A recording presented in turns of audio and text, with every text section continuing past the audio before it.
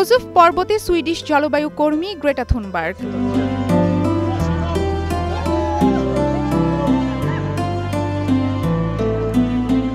মেসিডোনিয়ার পরিকল্পিত জলবিদ্যুৎ প্রকল্পের বিরোধিতা করেন তিনি।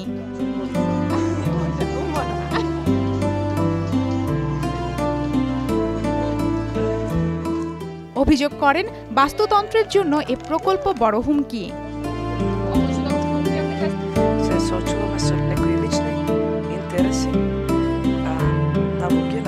বিনিয়োগের নামে মানুষের ভবিষ্যৎকে ধ্বংস না করার আহ্বান।